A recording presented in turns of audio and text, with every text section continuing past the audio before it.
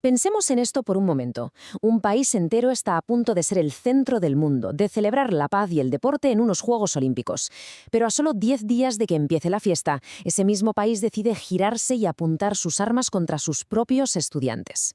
Hoy vamos a meternos de lleno en la masacre de Tlatelolco de 1968, un momento que, literalmente, partió la historia de México en dos. Nos situamos. Estamos en la Plaza de las Tres Culturas, en el barrio de Tlatelolco.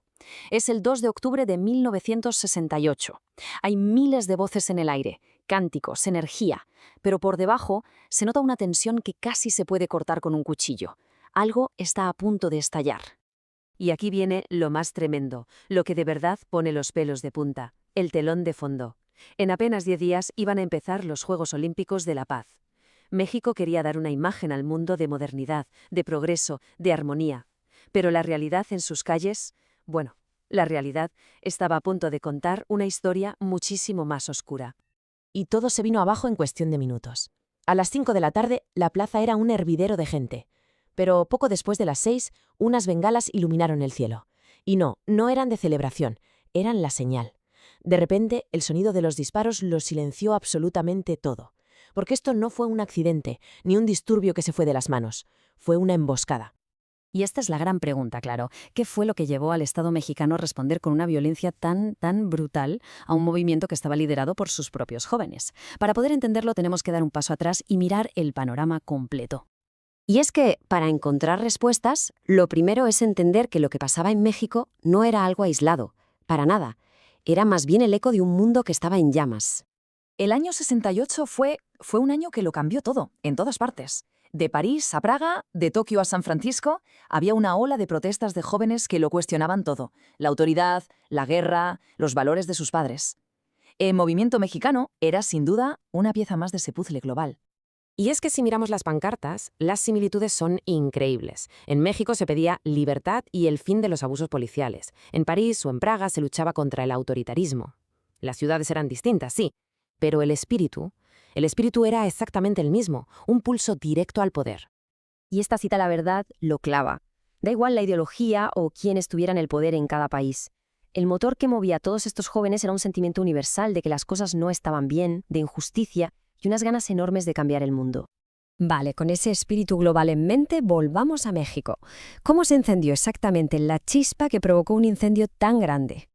Pues aunque parezca mentira, todo empezó con una tontería: una pelea callejera entre chavales de instituto a finales de julio.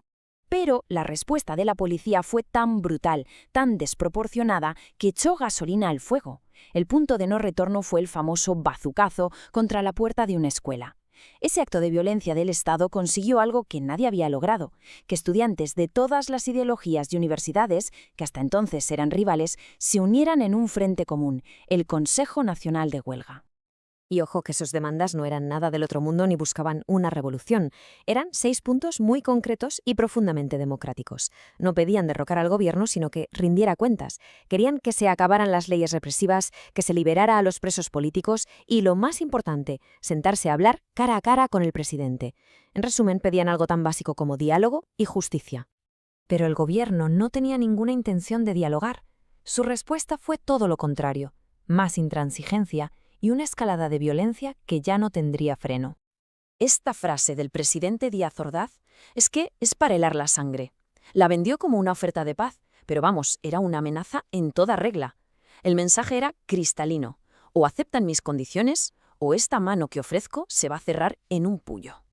Para justificar lo que estaba por venir, el gobierno se inventó una historia, una narrativa muy conveniente para la época, aprovechando todo el pánico de la Guerra Fría, que dijeron que todo era una conspiración comunista pagada desde el extranjero para sabotear los Juegos Olímpicos y desestabilizar el país. Claro que esa era la versión oficial. La verdad, como demuestran hoy documentos desclasificados de la CIA, era muy distinta. Ni siquiera los servicios de inteligencia de Estados Unidos, en plena paranoia anticomunista, encontraron ni una sola prueba de que hubiera dinero o agentes extranjeros detrás. Su conclusión fue tajante: el movimiento era una respuesta lógica al autoritarismo y el gobierno mexicano, cegado por la paranoia y la presión de los Juegos, estaba reaccionando de forma exagerada. Y para llevar a cabo esa reacción exagerada, el gobierno creó un arma secreta: el Batallón Olimpia, un grupo de élite, paramilitares vestidos de paisano, con una única seña para reconocerse entre ellos, un guante blanco en una mano. Su misión era sencilla y a la vez terrorífica: meterse en la manifestación y empezar a disparar. El plan tenía hasta nombre en clave: Operación Galeana. Y esto ya no deja lugar a dudas. No fue una reacción espontánea, no. Fue una emboscada planeada al milímetro. El batallón Olimpia, los del guante blanco, empezarían a disparar tanto a la multitud como a los propios soldados. De esa forma, el ejército tendría la excusa perfecta para responder a tiros, echándole la culpa a los estudiantes. Fue con todas las letras un crimen de Estado.